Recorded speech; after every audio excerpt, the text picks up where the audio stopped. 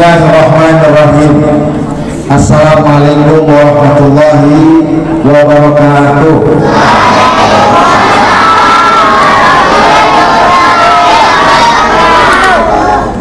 Alhamdulillah wassalatu wassalamu ala Rasulillah Muhammad ibn Abdillah alladzi khassa bi syafa'ah, amma ba'du. Bapak Haji Irfan selaku Ketua Komil Jawa Barat, kepada Ketua Komil Ikatan Amaris Indonesia, Bapak Ibu, izinkan Pak Bu, saya ceramah dikarenakan audiensnya ini berbagai usia. Saya pun nanti seperti guru TK juga, sekarang saya akan menjadi guru TK. Ada yang tolong mengatakan ya, tolong bapak ke bawah, bapak ke sini saya semuanya. Apa? Tolong sesarian dulu. Yang ada tolong lihat ya, ini ya. Ada deh, lihat dari atas ya. Sebuah dia. Ketika suara ini kita kaji, oke? Yang belakang, adik-adik, ketika abah ngomong bicara, terus ada yang bicara, maka yang ngobrol itu mau dikasih mic yang bicara, oke? Setuju ya? Lagi-lagi untuk konsentrasi. Oke, itu enak, oke? Ya, sip. Bapak Ibu, Pak Haji Irfan, kita umat Islam ini punya hak besar kepada anak yatim. Suatu ketika, ya suatu ketika, Pak Haji, Mang Harun, mana Mang Harun? Pak Haji ya.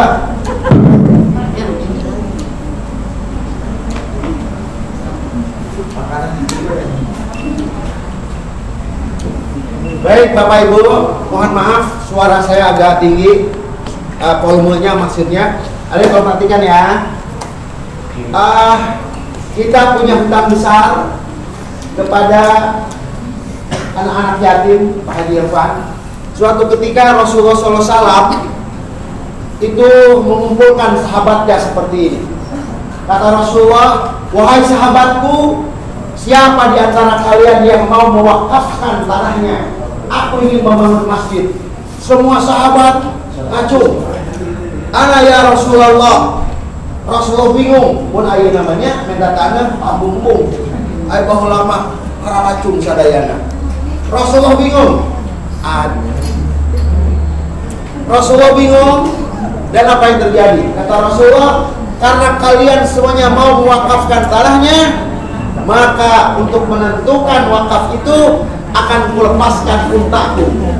Di mana untaku itu berhenti, di situ akan aku bangun masjid. Ada gimana cara menentukannya? Nanti ada kuis ya. Terakhir, gimana cara menentukan pemilihan tanah wakafnya? Melepaskan unta. Di mana unta itu berhenti, di situ dibangun.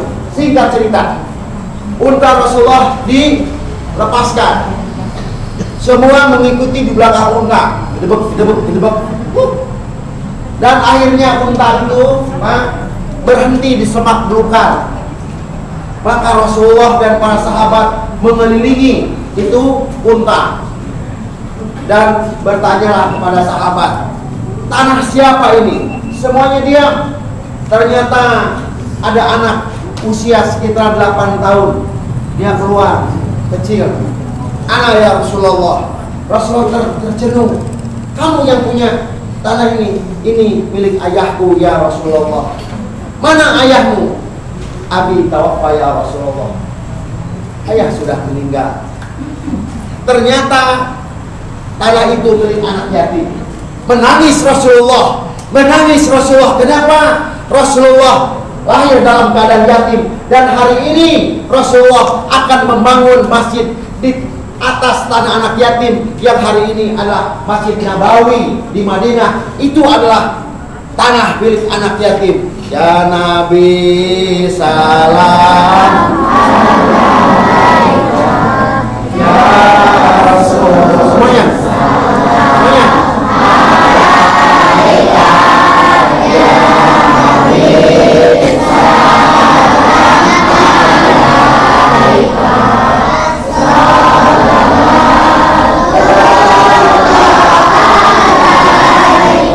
Diangkat soalnya.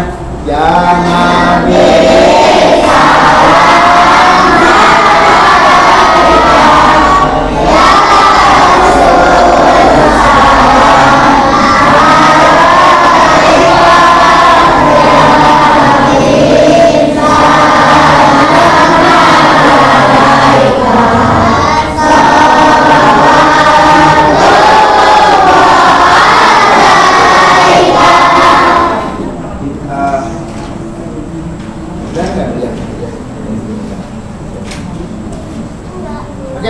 baik adik-adik semuanya, tolong dengarkan.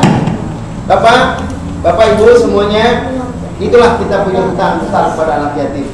Mari kita rubah mindset kita. Mindset kita mungkin selama ini maksud saya begini. Mari kita rubah mindset kita ini butuh anak yatim, Pak. Kita ini butuh anak yatim, kita butuh fakir miskin, kita butuh orang-orang duafa. Kata Rasulullah, ikutin semuanya adik-adik ya, hadisnya ya. Semuanya ikutin. Innakum semuanya. Innakum tunsaruna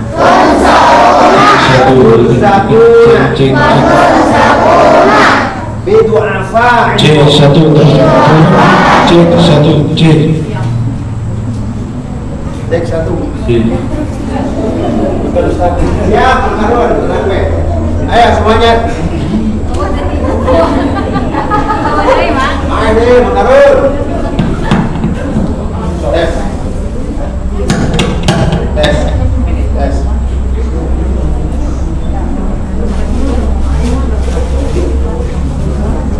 Semua adik. Innakum turzaquna wa tunsaruna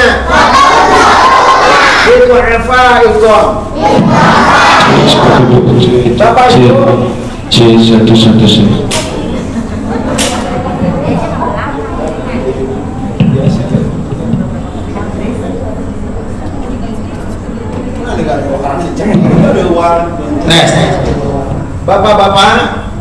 Bapak Ibu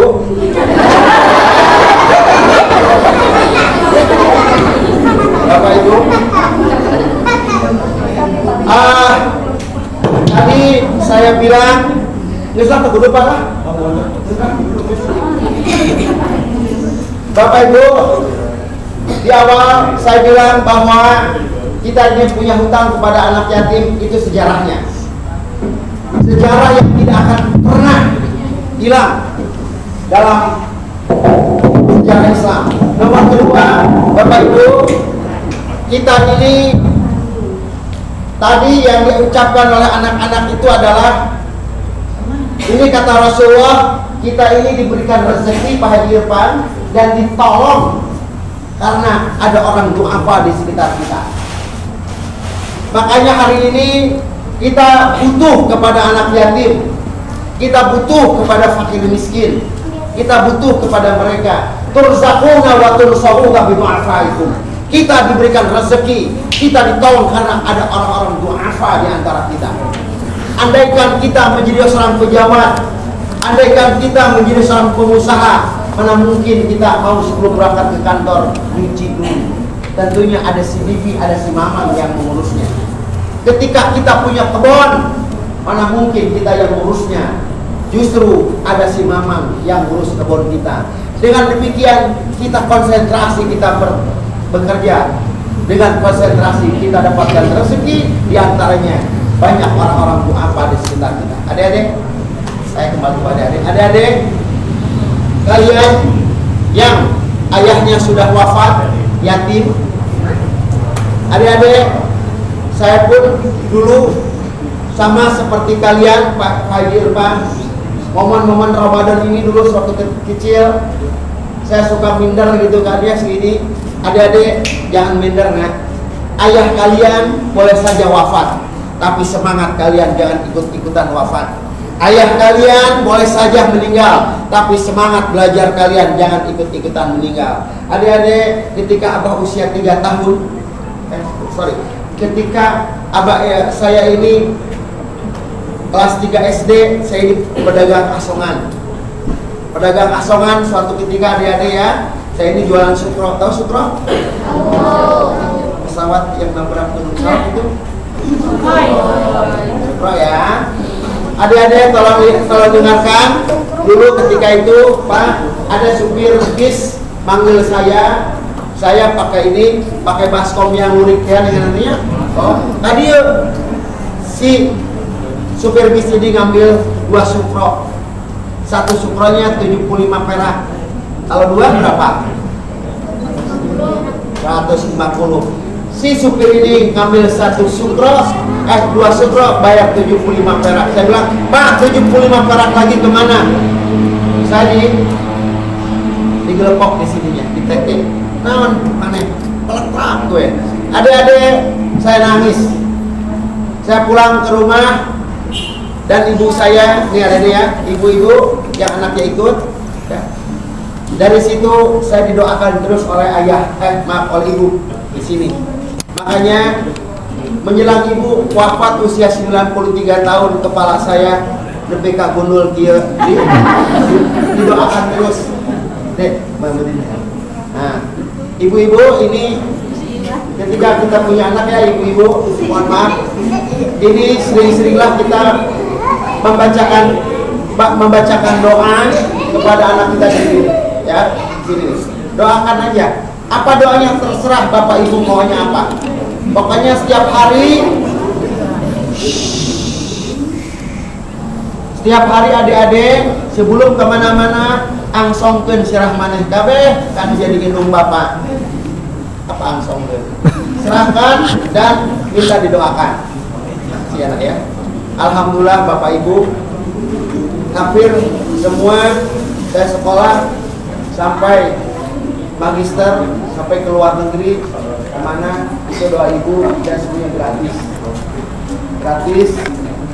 Sempat adik-adik, sekali lagi adik-adik ya, yang ayahnya wafat, ayah kalian boleh saja wafat, tapi semangat kalian jangan ikut-ikutan wafat. Setuju? Ya, oke ya. Baik, adik-adik bentar ya, abah mau bicara sama bapak-bapak dan ibu-ibu ya. Baik bapak dan ibu, tema kali ini saya ingin membicarakan tentang 3 pilar kebahagiaan, 3 pilar keimanan, 3 pilar kebahagiaan. Ada 3 pilar. Baik, bapak-bapak, ibu-ibu, apapun profesi kita, apapun pekerjaan kita, kita pasti ingin bahagia. Betul Pak? Kita ingin bahagia. Dan kebahagiaan itu, Bapak Ibu, bukan, sekali lagi, bukan terletak kepada materi. Ini udah pasti. Kalau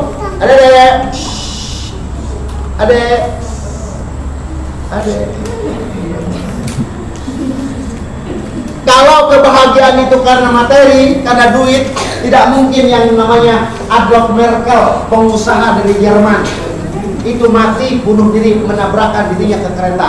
Silakan cek di Google. Adolf Merkel, seorang pengusaha farmasi dari Jerman, kekayaannya sangat amat kaya. Kurang apa dia? Duit nangis teka itu. Dia tidak mendapatkan kebahagiaan dengan hartanya itu. Dia menabrakkan dirinya ke kereta yang lewat dari Kebun Pedas ke Cilebut. Kalau kekayaan itu karena jabatan, kalau kebahagiaan itu karena jabatan, kekuasaan, gak mungkin yang namanya Vitalia Vargas, presiden Brazil, mengambil pistolnya, dia menembakkan jantungnya dengan pistol ceger. Ternyata jabatan kekuasaan tidak mengantarkan Vitalia Vargas menjadi bahagia.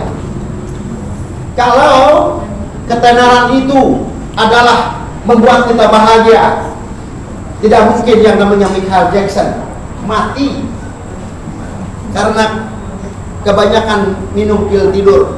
Ibu-ibu, adik-adik, Michael Jackson seorang penyanyi terkenal di dunia yang hari ini belum ada saingannya dengan moonwalknya itu ya. Moonwalknya itu hari ini belum ada ini, dan dia sangat terkenal.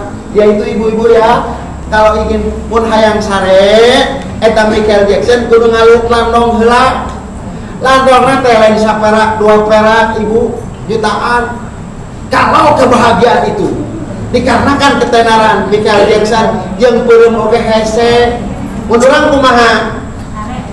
Sare-sare we nya ha.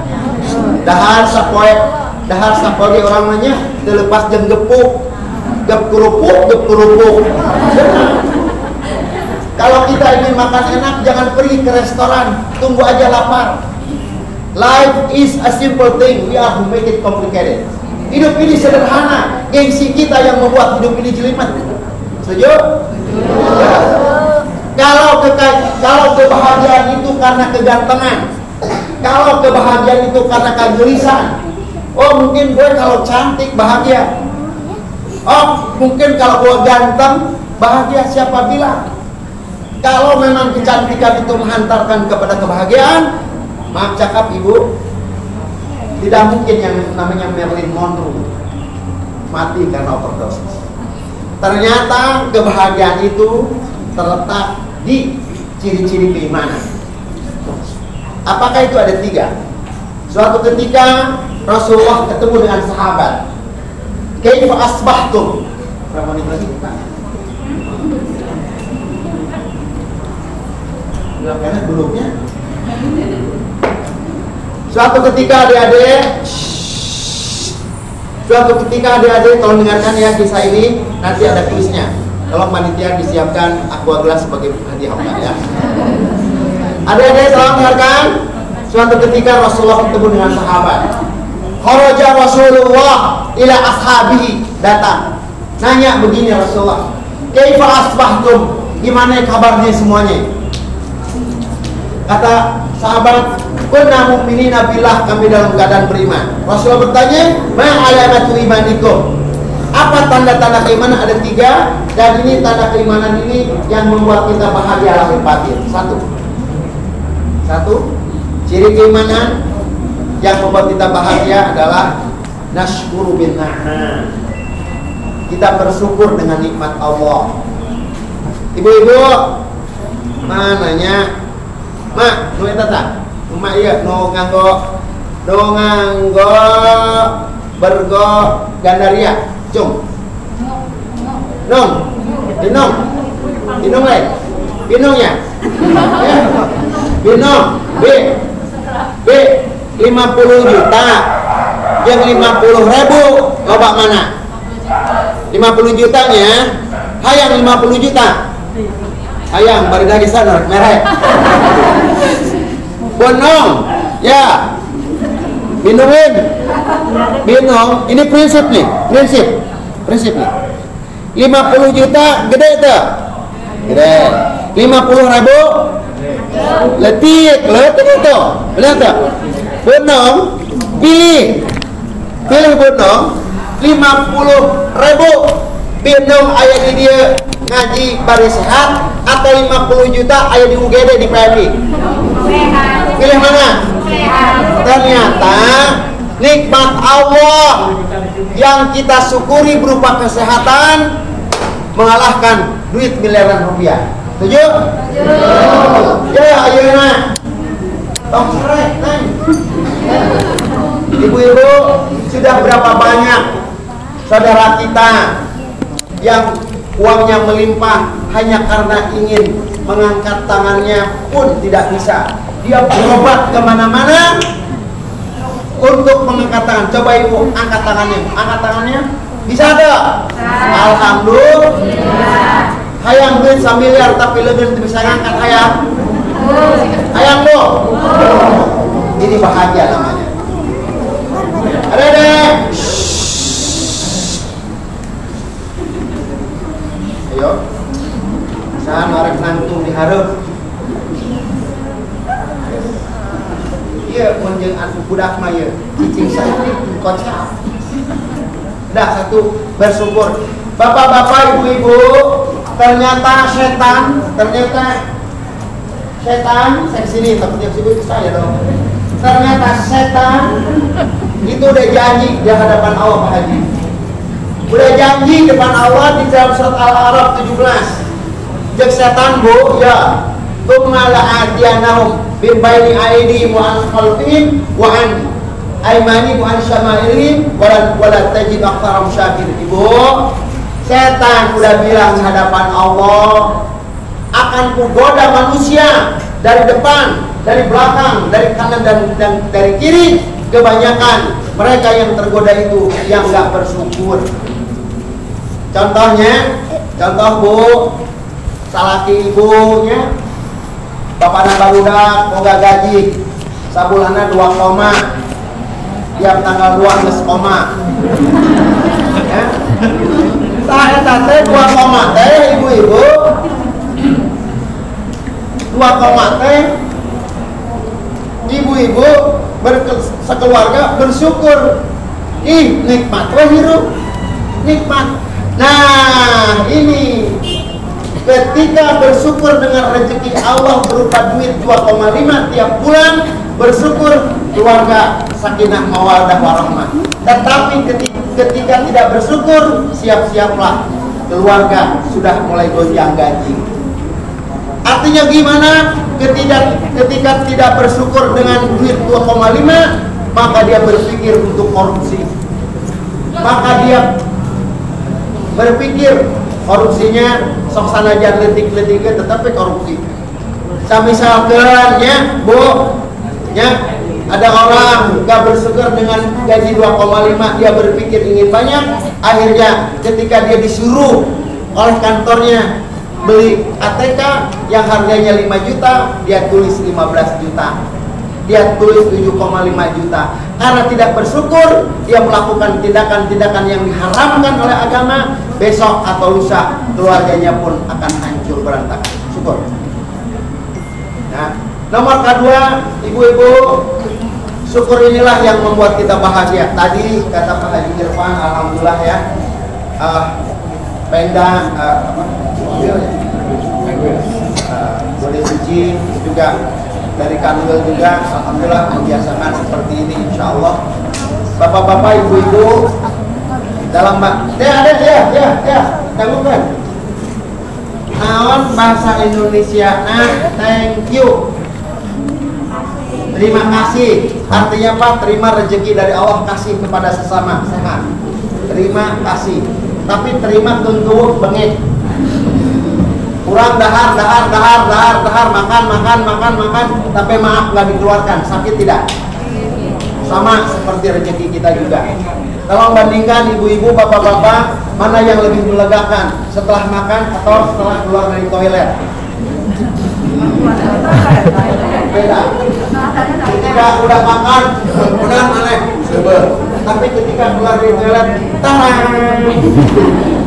Artinya apa? Rezeki dari Allah ketika kita, ini analogi yang ekstrim Bu, tapi ini saya harus katakan ya, suatu ketika siapa yang cepat itu ya, baik ibu-ibu, ini yang pertama, syukur ya. Ketika kita ada ini Pak, apa namanya, analogi yang sangat amat luar biasa. Ketika bersyukur dengan berbagi dan membagi, itu analoginya keren. Analoginya adalah ketika ibu punya sumur, ketika ibu bapak melihat 2 sumur yang pertama suka ditimba dan sumur yang kedua tidak suka ditimba. Pertanyaannya sumur mana yang banyak airnya? Apa? Ditimba. Yang ditimba banyak.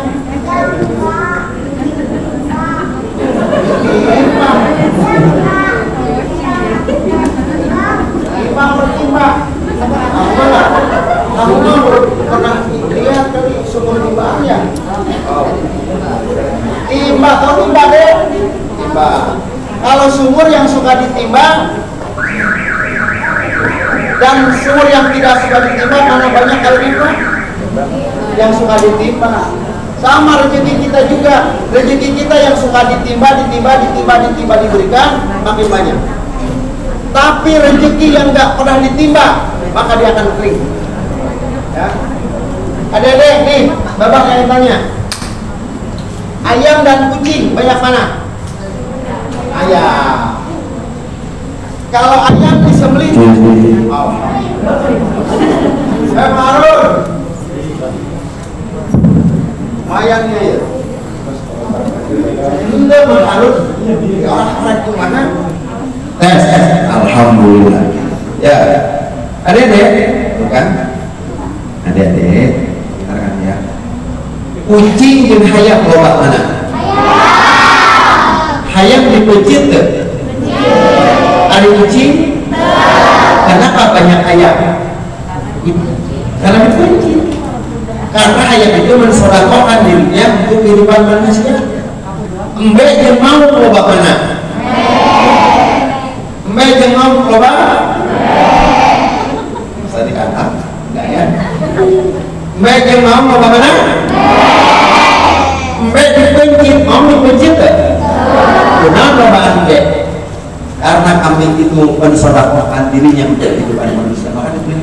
Sama rezeki kita juga. Ada yang pulang kata Pak Haji Irfan, dia orang senang. Awil, gimana? Siap ditambah 250 kilo air maksudnya. Itu dagang kita insya Allah. Nah, terus di akhir sambutan Pak Haji Irfan kan? Itu inti Bu. Terakhir kalau ibu tadi sambutan mereka inti dari hidup terakhir. Pak Haji Irfan menutupnya begini, usikum nafsi bitaqwa. Ah, itu hidup apa dirinya? Usikum, aku mewasiatkan diriku dengan ketakwaan. Karena takwa itulah yang bisa menyelamatkan kita. Baik, nomor kedua, adik-adik yang pertama apa? Syukur. Yang kedua ibu-ibu, inilah kita jangan menggantungkan kebahagiaan kepada siapapun dan kepada apapun, karena kita akan kecewa. Tapi kita harus menggantungkan kebahagiaan itu dengan memunculkan rasa syukur. Yang kedua, semuanya deh, katakan semuanya. Semuanya as-sabru ala bala. Ibu-ibu, bapak-bapak, pilar keimanan yang nomor kedua, dan ini kita akan bahagia, yang nomor kedua adalah sabar. Sabar itu easy to say, but it is hard to do. Sabar itu mudah untuk dikatakan tapi sulit untuk dilaksanakan, karena sulit itulah kita akan mendapatkan reward yang sangat amat luar biasa dari Allah. Kata Allah dalam Al-Quran, innama yuwaffas sabirun ajruhum bighairi hisab. Bahwasanya sabar itu Allah berikan rewardnya, Allah berikan pahalanya unlimited reward. Ada nih, jika udah mulai lapar ya, udah mulai dibaca akhir. Bapak-bapak, ibu-ibu, sabar itu merubah yang enak jadi enak. Merubah yang enak jadi enak itu sabar. Bapak dan Ibu, sabar itu basic dari segala basic. Dengan sabar kita bersyukur, nggak mungkin kita bisa bersabar kalau nggak syukur. Dengan sabar kita bisa mencintai. Kita yang sudah nikah bertahan dengan pasangan hidup kita karena kita sabar. Benar tidak? Udah sabar banyak? Sabar. Kita bisa mendidik anak, menyayangi anak karena sabar. Dengan sabar kita bisa mengasihi dan mencintai. Amun sabar boro-boro, kurang bisa menyayangi dan mencintai. Dengan sabar, nah ini hari ini. Dengan sabar kita bisa berbagi dan memberi. Kalau dengan kesabaran, kita nggak mungkin ada di sini. Karena kesabaran untuk beramal soleh kita ada di situ. Dengan sabar kita bisa hidup sederhana. Dengan sabar kita bisa berpasrah diri. Sabar. Bapak dan Ibu, sabar inilah yang membuat kita ini menemukan kebahagiaan yang hakiki. Mari kita belajar dari ibu kita, bapak kita yang mendidik kita dengan penuh kesabaran. Ya, adik-adik nih, balik lagi ke adik-adik nih. Adik, silakan. Adik-adik nih, bapak cerita nih. Kalian tahu mutiara? Mahal nggak? Kalian tahu kerang rebus? Mahal nggak? Serius? Wah, ini pinter. Kerang mutiara sama kerang rebus mahal mana? Mutiara. Nah, mutiara yang mahal ya. Ada dengarkan nih. Ini apa mau ceritanya? Nih kalian kesabar ya, nak ya. Nih. Suatu ketika, jangan ingat. Suatu ketika ada dua kerang. Ini kerang yang pertama di dasar laut dibuka cakranya. Tiba-tiba ada gelombang pasang di dasar laut, yaitu banyak musiknya. Kerang yang pertama itu dia apa? Aduh, jerik meo. Dia nggak mau belajar, dia nggak mau merasakan sulitnya berjuang dan belajar. Aduh, jerik meo. Wah, agak orang mainkan kok, isu ketika berang ketika sore. Benar tak? Adik-adik kamu lihat, ini ibu-ibu kerang yang pertama. Dia nggak keluar, curi, bebek, tutup. Maka dia menutup kerangnya itu dalam keadaan lembek. Tapi yang satu lagi, kerang itu kebuka. Ditimpa dengan gelombang pasir yang ada di dasar laut. Dia tetap sabar. Sabar belajarnya, sabar ngajinya, ya sabar ya. Ditimpa lagi, tetap sabar. Semakin lama semakin keras. Semakin lama semakin keras. Makin lama semakin kemilau. Akhirnya jadi apa? Kerang mutih. Nah, adik-adik. Nah, akhirnya si kerang itu tertutup. Nah, suatu ketika ada nelayan ke laut. Akhirnya kedua kerang ini diangkat. Adik-adik, kerang yang lembek jadi apa? Kerang rebus. Sementara kerang yang kuat itu jadi Mutiara. Mana yang lebih mahal? Mutiara. Adik-adik mau jadi kerang rebus, kerang mutiara. Makanya kalian harus sabar. Kalian harus. Adik-adik nih, adik-adik, Gunung Salak dari sini kelihatan tinggi nggak? Pertanyaannya tinggi mana? Badan kalian atau puncak Gunung Salak? Gunung Salak. Nih, kalau kalian sabar mendaki puncaknya, ketika di atas puncak Gunung Salak, mana yang lebih tinggi? Lutut kalian atau puncak Gunung Salak? Kalau kalian ada di puncak Gunung Salak, kalian sabar kan? Kalian sabar belajar, terus berjuang. Kalian ada di puncak Gunung Salak. Ini puncak Gunung Salak. Pertanyaannya tinggi mana? Lutut kalian atau puncak Gunung Salak? Lutut kalian atau puncak Gunung Salak? Artinya adik-adik, kalau kalian sabar, kalau kalian rajin, maka tidak ada puncak gunung yang bisa melebihi lutut kalian kalau kalian terus sabar mendaki puncaknya. Setuju? Setuju? Ya. Berapa menit lagi? 10 menit lagi. Ibu-ibu ini yang nomor kedua. Yang pertama, pilar keimanan tidak banyak bersyukur. Yang nomor ketiga, banyak bersabar. Dengan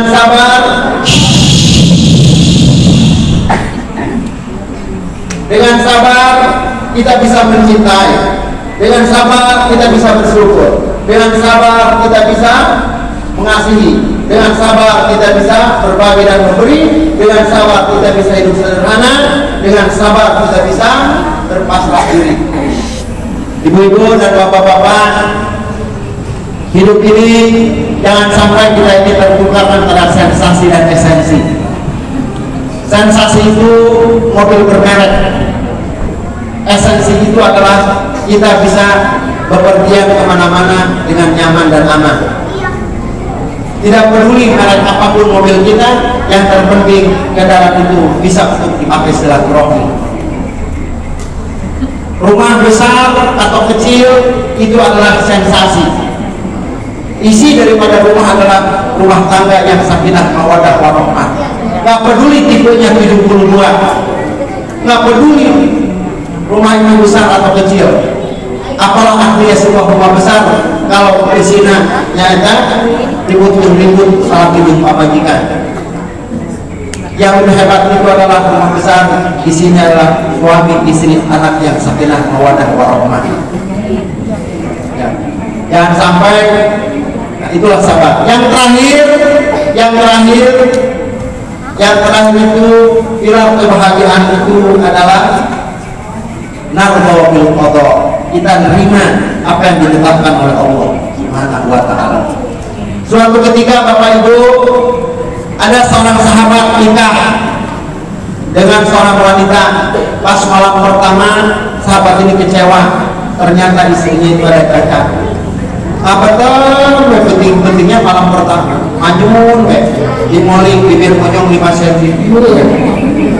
Pas itu kumaha kata pemajikannya begini, akan kecewa ya Allah, akan kecewa ya adik-adik.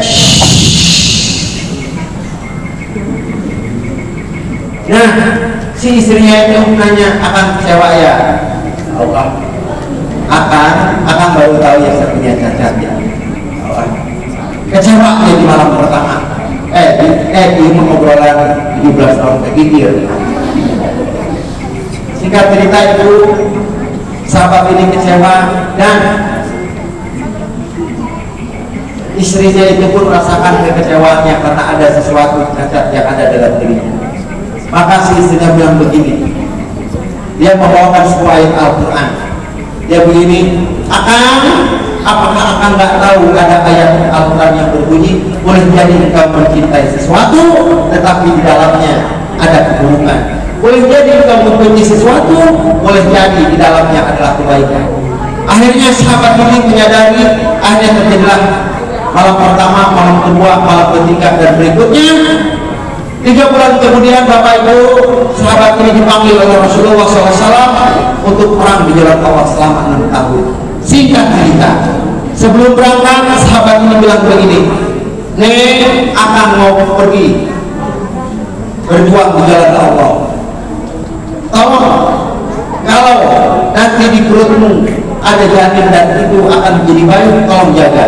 Singkat cerita Bapak Ibu, si sahabat ini pergi dan 6 tahun bersama Rasulullah.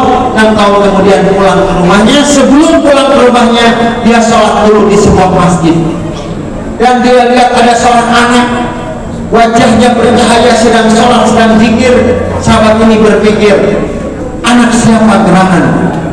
Akhirnya si anak ini keluar masjid, si sang sahabat ini kepo, akhirnya mengikuti kemana anak ini pulang. Akhirnya dia kaget, anak ini pulang ke rumahnya. Dia kaget. Udah gitu pas masuk, sahabat ini nutup pintu karena 6 tahun belakangannya, Neng, hancurlah, bukuk saling berpeluk. Akhirnya sahabat ini nanya, nih itu ada anak kesasar soleh cetak sahab. Apa kata ini itu? Wahai suamiku, nah ini boleh beritahu, itu adalah anak kita, buah daripada keridhaan akan ditetapkan Allah, menetapkan Neng menjadi istri akan. Jadi bapak-bapak, ibu-ibu, apapun yang terjadi itu yang terbaik. Sebelum saya akhiri, Bapak Ibu, pastikan setiap hari kita ini berpikir untuk akhirat. Berpikir untuk akhirat, apapun profesi kita, dalam hal ini Bapak dan Ibu sebagai notaris, pastikan Pak, Bu, pastikan aktivitas Bapak dan Ibu adalah orientasinya akhirat, pasti itu akan selamat. Kata Allah, Rasulullah SAW mengatakan bahwasanya Allah pernah berbicara seperti ini, taqarrab al-ibadati amla'u qalbaka ginan wa amla'u yadayka rizqan. Kosongkan semua apa yang ada dalam benak hati dan pikiranmu ketika kamu beraktivitas, profesi apapun yang kamu jalani dalam rangka ibadah. Kosongkan semua dalam rangka ibadah. Kalau profesi kita apapun yang kita jalani dalam rangka ibadah, maka kata Allah, amlahu. Adik-adik tolong dengar ya. Adik-adik pintar ya nak ya. Maka Bapak Ibu, profesi apapun yang kita jalani diniatkan untuk ibadah, maka kata Allah, kalau lihat amlahu yadaika rizqan, akan kupenuhi tanganmu dengan rezeki, kata Allah. Dan kalau profesi kamu apapun, mau jadi pengacara, mau jadi guru, mau jadi PNS, mau jadi pengusaha, apapun itu ceritanya, maka akan ku penuhi tanganmu dengan rezeki dan kekayaan, ku penuhi dalam hati. Tapi kata Allah, wala tuba'id anni, jangan coba-coba kamu jauh dariku dalam kamu menjalankan aktivitasmu. Maka kalau kau jauh dariku, maka akan kuisi tanganmu dengan kesibukan. Saking sibuknya, lupa diri, lupa istri, lupa anak, lupa kesehatan, lupa semuanya, akhirnya bukan kebahagiaan yang didapat, tetapi penderitaan. Dan yang berikutnya, kalau kita jauh dari nilai-nilai keimanan, dari nilai-nilai agama, dari nilai-nilai akhirat, maka hati ini akan diberikan kemiskinan. Ya, makanya Bapak dan Ibu, mudah-mudahan kita doakan ya adik-adik ya. Ya adik-adik, kita bacakan doa ya. Semoga bapak-bapak ya yang ada di Ikatan Notaris Indonesia ya diberkahkan oleh Allah, rezekinya, ya, usianya, kesehatannya, disakinahkan dan mewadahkan keluarganya, anak-anaknya disoleh-solehahkan. Adik-adik, konsentrasi. Yuk kita baca Al-Fatihah semuanya. Sekali lagi, adik-adik ya. Mudah-mudahan Bapak dan Ibu yang hari ini berbagi rezeki kepada kita semuanya, sekali lagi diberkah selamatkan. Istighfar dulu semuanya, adik-adik. Astagfirullah. Ila hadirin wala kulli niyatin shalihah wa ila hadratin Nabi Mustafa Muhammad sallallahu alaihi wasallam. Al-Fatihah.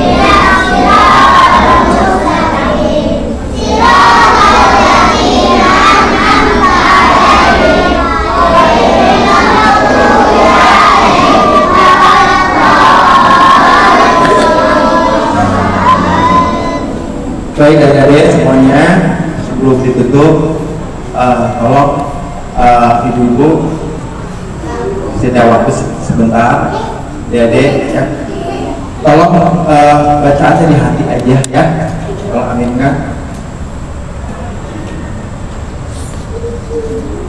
diaminkan ya, baca Al-Fatihahnya khusyuk dalam kalian ya. Ila hadirin Al-Fatihah.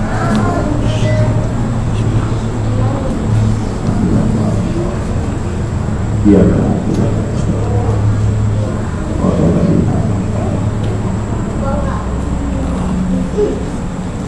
astagfirullahaladzim, astagfirullahaladzim.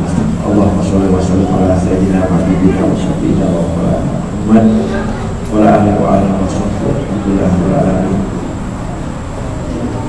Rabbana bila anfusana wa ila taghfirlana wa tarhamna wa la tu'akhidhna. Allahumma inna nas'aluka ridhaka wal jannah wa na'udzubika min sakhatika wal nar.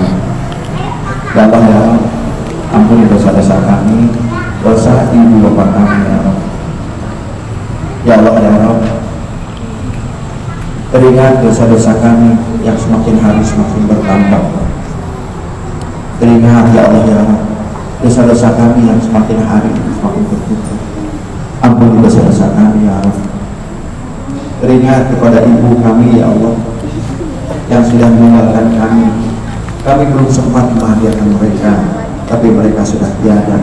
Ampuni dosa-dosa kami. Teringat ya Allah ya Allah, dosa-dosa kami kepada ayah kami. Belum sempat kami bahagiakan ayah kami. Ayah kami telah tiada ya Allah. Ya Allah ya Allah, teringat dosa kepada pasangan hidup kami, kepada istri kami, kepada suami kami ya Allah. Ya Allah ya Allah, ampuni diri kami ya Allah yang belum bisa mendidik anak kami dengan baik itu ya Allah. Berikan kesabaran kami, hidayah buat kami anak kami ya Allah. Ya Allah ya Allah, dosa-dosa yang kami miliki jauh lebih banyak daripada amal soleh kami ya Allah. Ya Allah ya Allah, anugerahkan kepada kami ampunan yang bermerhamat ya Allah. Ya Allah, terimalah amal ibadah kami, hapuskanlah segala dosa kami, dosa ibu bapak kami, istri kami ya Allah. Ya Allah ya Allah, terimalah ibadah puasa kami, amal sholawat kami, tilawah kami, salah satu wajib dan salah sunnah kami ya Allah. Rabbana qina adzabannar wa dunuba walina makama bayana sabira wa rabbana atina fid dunya hasanah wa fil akhirati hasanah wa qina adzabannar. Subhana rabbika rabbil izzati amma yasifun wa salamun ala mursalin. Al-Fatihah.